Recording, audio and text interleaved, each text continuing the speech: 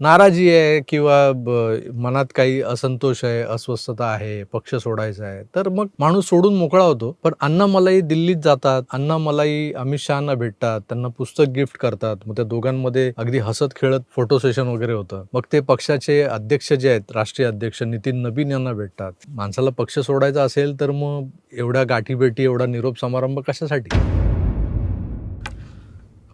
मित्रांनो नमस्कार. आज आपण बोलणार आहोत तामिळनाडूच्या राजकारणातल्या सर्वात मोठ्या सस्पेन्सबद्दल. तामिळनाडूच्या राजकारणात सध्या प्रत्येकाच्या तोंडून एकच प्रश्न ऐकायला मिळतोय, अण्णामलाईचं पुढचं पाऊल काय असणार? अण्णामलाई आता पुढे काय करणार?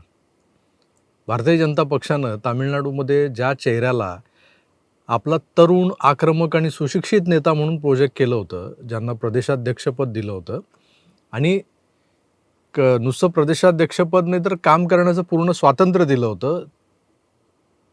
त्याच अण्णामलाईबद्दल असं काय झालं, की ते आता भाजपपासून वेगळे होऊन एक नवा झेंडा, एक नवीन पक्ष, एक नवीन विचारधारा शोधू लागलेत? खरं तर विधानसभा निवडणुकीपूर्वी अण्णामलाई यांना प्रदेशाध्यक्ष पदावरून हटवण्यात आलं होतं. तेव्हापासूनच त्यांच्या नाराजीच्या बातम्या येऊ लागल्या होत्या. लोकसभा निवडणुकीत भाजप आणि AIADMK जी आहे, यांची युती न होण्यामागे अण्णामलाई यांचंच आक्रमक धोरण कारणीभूत होतं असं म्हटलं जातं. अण्णामलाई यांना तामिळनाडूत भाजपनं स्वबळावर पुढे जावं असं वाटत होतं. ते ज्यांचा इतकी वर्ष विरोध केला किंवा ज्यांच्या विचारधारेच्या विरोधात लढत आलो, त्यांच्यासोबत युती नको असं त्यांचं म्हणणं होतं. पण भाजपच्या केंद्रीय नेतृत्वाला त्यावेळेला वाटलं की तामिळनाडूच्या द्रविड राजकारणात जर आपल्याला पाय रोवायचे आहेत, त्यासाठी अण्णाद्रमुकची साथ गरजेची आहे. सूत्रांच्या मते AIADMKनं युतीसाठी अटच ठेवली होती की अण्णामलाई या चर्चेत कुठेही नसतील, म्हणजे सक्रिय भूमिकेत नकोच. आता ही अट पक्षानं मान्य केली. मग पक्षाने आदेश दिला अण्णामलाईंना की तुम्ही लांब राहा. तसा मनसेनं आपल्या संदीप देशपांडेंना दिला होता महापालिका निवडणुकीच्या वेळेला. तर पक्षाचा आदेश मानून अण्णामलाई यांनी त्यावेळी कोणतंही बंड वगैरे केलं नाही. माझा अपमान झाला, मी इतकी जोरकस भूमिका घेतली आणि इथं कुठेतरी पक्षाचा एक बेस तयार करतोय, मला बाजूला केलं जात आहे, तेव्हा त्यांनी बंड नाही केलं. पण आता निवडणुकांच्या निकालानंतर तामिळनाडूच्या बदललेल्या परिस्थितीत अण्णामलाई यांच्या मनात काहीतरी चाललंय की ज्यामुळे लोकांना प्रश्न पडलाय की अण्णामलाई आता काहीतरी वेगळा विचार करतायत. मला वाटतं अचानक अण्णामलाईनं आक्रमक होणं किंवा भाजप सोडण्याचा विचार करणं या संपूर्ण प्रकरणात एक मोठा फॅक्टर महत्त्वाचा ठरतो, तो म्हणजे अभिनेता थलपती विजय. तर विजयनी राजकारणात ग्रँड एंट्री घेतली. ती नुसती ग्रँड एंट्री नव्हती, थेट मुख्यमंत्री पदापर्यंत मजल मारली. तर कोणताही मोठा राजकीय वारसा नसताना विजयला जे काही यश मिळालं आहे ते पाहून अण्णामलाई यांनाही वाटू लागलं असेल की लायकी तर माझीही होती, तरुण तर मीही आहे, परिवर्तनाची, बदलाची जी भाषा आहे ती मीही करत होतो. माझे IPS अधिकारी म्हणून प्रामाणिकपणे करत असलेलं काम सोडून मी राजकारणात आलो. मग ही संधी मला का नाही मिळाली? आता हिंदुत्ववादी तोंडवळ्याच्या भाजपसोबत राहिल्यामुळे माझी ही कोंडी झाली आहे का? हा विचार देखील अण्णामलाईच्या मनात येणं स्वाभाविक होतं. आणि जरी असं असलं तरी एक काळ असाही होता की तो नोकरी सोडण्याआधी थलैवा रजनीकांत याने जर राजकीय पक्ष काढला तर त्या पक्षात प्रवेश करण्याच्या विचारात होता. पण रजनीकांतनं माघार घेतली. आपल्या प्रकृती अस्वास्थाच्या कारणांमुळे मी राजकारणात येणार नाही असं सांगितलं. पण त्यामागे एक धोरण होतं.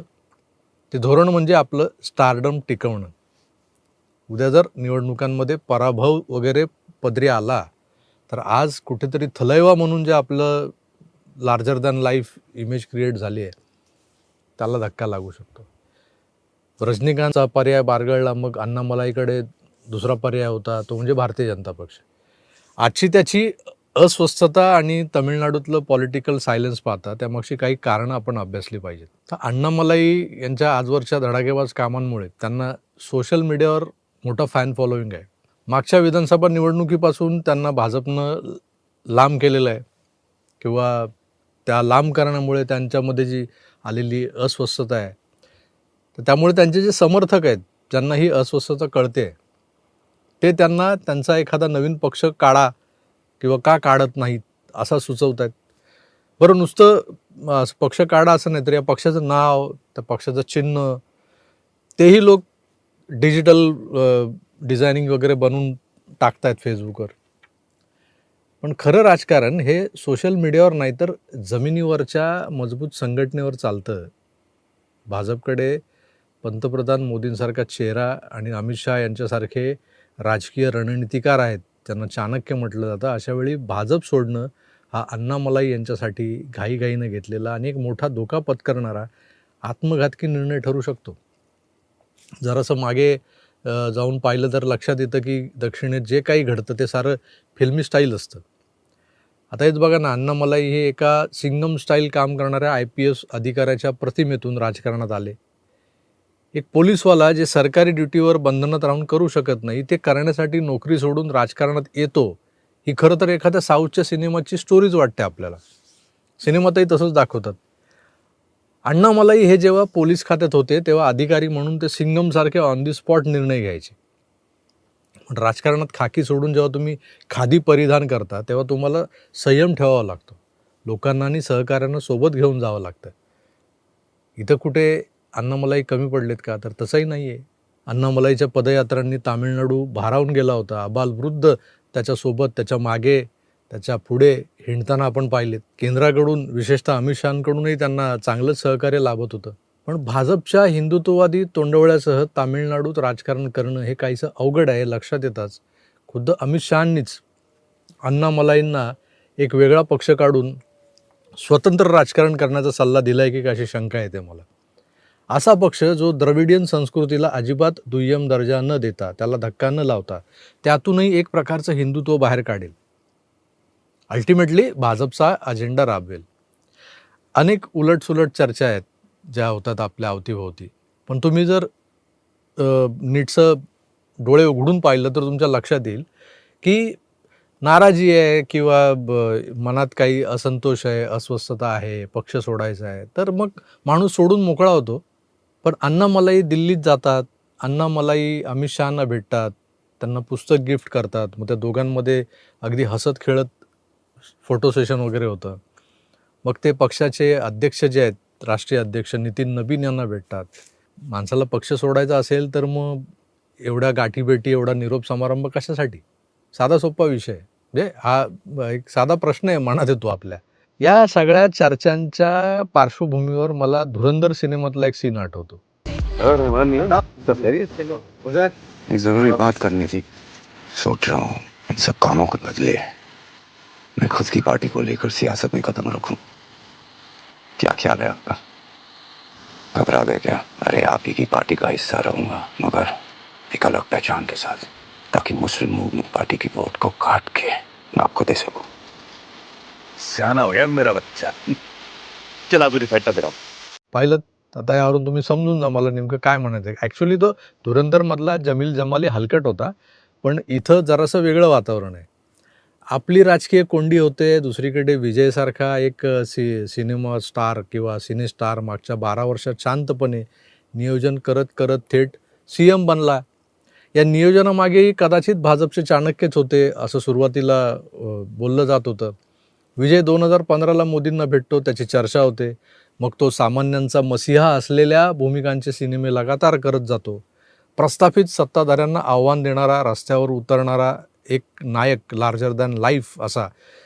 आणि मग जाणीवपूर्वक सिनेमांमधून आपली इमेज बिल्डिंग करत करत तो अखेर 2026ला विधानसभेच्या 100पेक्षा जास्त जागा जिंकतो आणि नंतर तांबा पितळ जोडतोड करत तो मुख्यमंत्री बनतो. हा सगळा चॅप्टर आपण धुरंधर पार्ट 1 मानून चाललो तर मला वाटतं अण्णामलाईनं स्वतःचा वेगळा पक्ष काढून एक वेगळीच साखर पेरणी किंवा वैचारिक बीजरोपण या द्रविडियन संस्कृतीच्या मेंदूत आणि मनात करायला घेतलं तर 2031ला हा धुरंधरमधल्या रेहमान बलोचसारखं एक पॉलिटिकल वेपन बनून भाजपला सहकार्य करू शकतो. मला वाटतं आजच्या घडीची शांतता किंवा अस्वस्थता जी आहे ती धुरंधर पार्ट 2 बाहेर पडण्यापूर्वीची असावी असं माझं मत आहे.